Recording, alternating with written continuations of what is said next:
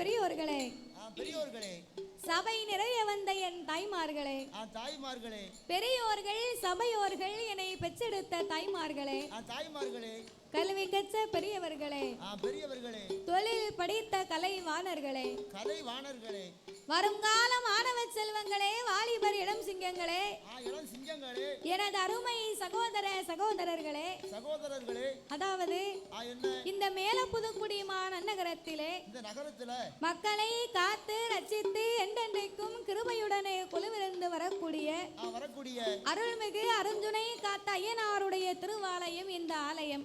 இந்த பெரிய ஆலயம். சரி, அப்பேற்பட்ட இந்த அருஞ்சுனை காத்த ஐயனாருடைய திருவாலயத்திலே இந்த ஆலயத்திலே பங்குனி மாதத்திலே பங்குனி உத்திர திருநாளை முன்னிட்டு ஐயாவுக்கு 10 நாளா திருவிழா தான். 10 நாள் திருவிழா. ஆமா, ஒரு நாள் 2 நாள் இல்ல. ஆமா, 10 நாள் திருவிழா. அதிலே இன்றைக்கு முதல் நாள் திருவிழாவின் ஆரம்பமாக இன்றைக்கு ஒரு நேர நிகழ்ச்சிக்காக நாமளுடைய வெள்ளிசையை இந்த ஆலயத்திற்கு வரவழைக்க வேண்டும் என்று அன்போடு நாமல் 6 பேர்களையுமே இந்த ஆலயத்திற்கு வரவழைத்து உள்ளார்கள். ஏற்கனவே ஒரு 2 வருஷத்துக்கு முன்னால இந்த கோயிலுக்கு நான் வந்திருந்தேன்.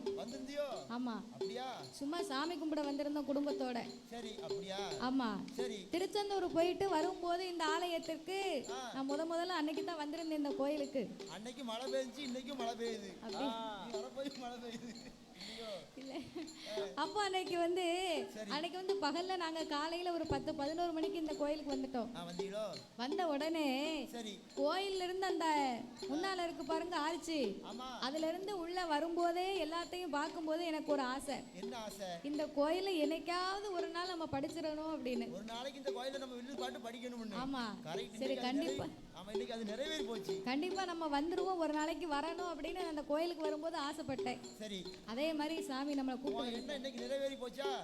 நிறைவேறிட்டு. அப்படி நாமளை இந்த ஆலயத்திற்கு வரவழைத்த அனைவர்களுக்குமே எங்கள் வெள்ளிசையின் சார்பாகவே நாங்கள் நன்றியை தெரிவித்துக் கொண்டு அதாவது எந்த ஒரு ஆலயத்திலேயுமே நாமல் முதலாகவே வெள்ளிசை ஒன்று ஆரம்பிக்க வேண்டுமானால் அது எந்த ஒரு கோவிலாக இருந்தாலும் என்ன ஒரு தெய்வமாக இருந்தாலும் அந்த ஆலயத்திலே முதலாகவே சாஸ்தாங்கதையை தான் ஆரம்பிக்க வேண்டுமா?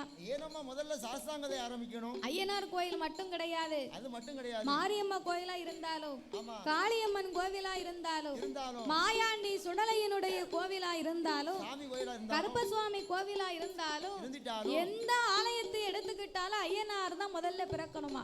ஏன் முதல்ல ஐயனார் முதல்ல பிறக்கணும்? ஏன் அவருக்கு பாடுகிறார்கள் தெரியுமா? எதற்காக? அகில உலகத்திலே கலியுக தெய்வமாகவே பிறந்தவர் ஐயனார் ஒருவர் தான். அப்படின்னா என்னம்மா? அப்படின்னா நம்ம எல்லாம் தாய்க்கும் தந்தைக்கு வந்து பிறந்த சாதாரணப்பட்ட மானிட மனுக்கள். ஆனால் ஐயனார் தருமஞான சாஸ்தா அப்படி அல்ல. அப்புறம் எப்படி? ஹரிக்கும் சிவனுக்கும் ஆணுக்கும் அப்பாவுக்கும் பிறந்த பிள்ளை. ஆணுக்கும் பிறந்த பிள்ளை. அப்பேற்பட்ட ஹரிஹரபுத்திரன் இந்த அருஞ்சுனை காத்த ஐயனார் வந்து பிறந்தாத்தான் அனைத்து தெய்வங்களுமே இந்த ஆலயத்துக்கு வருமா? சாமி பிறக்கவில்லை என்றால், சாமி பிறக்கலைன்னு வைங்க, சாமி திருச்செந்தூர் பைபாஸ்ல வந்துட்டு அப்படியே வீட்டுக்கு போயிருவார். அடேப்பா, கரெக்ட்டா 11:55க்கு அருஞ்சுனை காத்த ஐயனார் வந்து பிறவி ஆனார்னு சொல்லி முடிச்ச உடனே மேளம் குண அடிச்ச உடனே தான் மேளத்துக்கு பேரு தான் வானவராயம் ஓடி அடிக்கன மலமலனே. ஆமா, சாமி வந்த முடி சாமி ஆடும். சரி, புள்ளி குதிச்சு ஆடும். அதனாலே சாஸ்தா பிறந்தாதான் சகல தெய்வங்களுமே இந்த ஆலயத்துக்கு வருமா? உள்ள வருமா? அதனாலே சாஸ்தாவினுடைய திருக்கதைகளை நாங்கள் பாடும் பொழுது அது மட்டும் இல்லாம பங்குனி மாதம் வந்துட்டாலே இந்த ஐயனார் கோயில் எந்த காட்டுக்குள்ள இருந்தாலும் சரி, எத்தனை வருஷம் பூஜை பண்ணாம இருந்தாலும் சரி, பங்குனி மாசம் பிறந்தாச்சுன்னா அந்த கோயில திறந்தே ஆகும். செதுக்கி வெள்ளை அடிச்சு சுத்தம் பண்ணி வருஷத்துக்கு ஒரு முறை. எதுக்கு? சாஸ்தா பிறந்தது பங்குனி மாதத்துல உத்திர நட்சத்திரத்திலே வந்து பிறந்தார். அதனாலதான் பங்குனி உத்திரம்னு சொன்னா ஐயனார் கோயிலுக்கெல்லாம் ரொம்ப சிறப்பா நடக்கும்.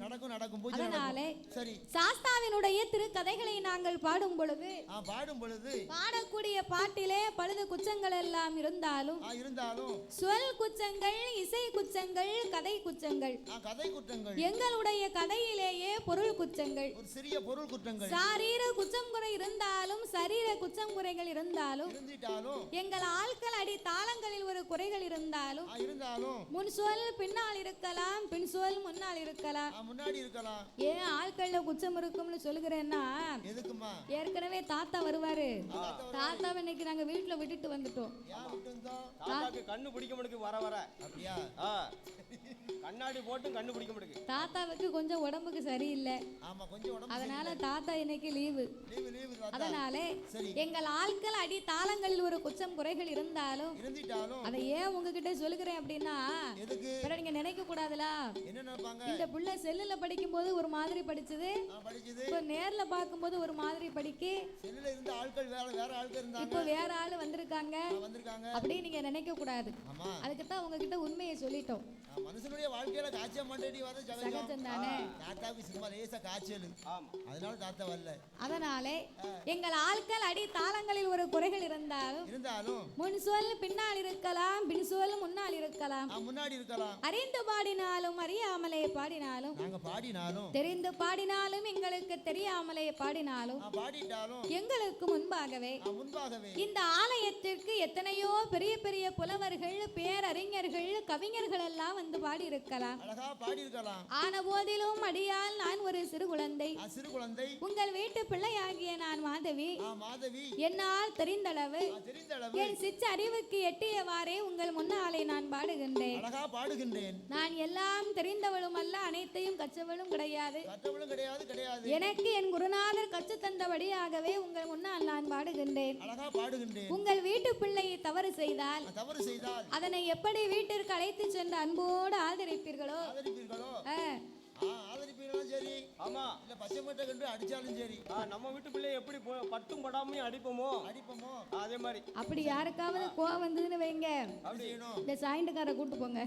நான் நல்லா அடி வாங்குவேன். ஆமா, கூட்டு போனாலும் போறாது. அடிபடாத ஏரியாவே கிடையாது. அப்ப ரொம்ப கேட்டு பாருங்க, நான்லாம் அடி வாங்காத ஏரியாவே கிடையாது. அப்ப நீங்க பண்ணாத சேட்டையும் கிடையாது. ஆமா, கூட்டு போறதுல ஒன்றும் பெரிய காரியம் இல்ல.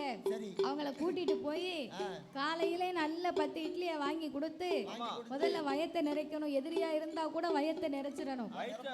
வயத்தை போட்டு அடிக்க கூடாது, பாவம். பிறகு அதனால நல்ல வயத்தை நிறைச்சு சாயங்காலம் வரைக்கும் அவங்க சொன்ன மாதிரி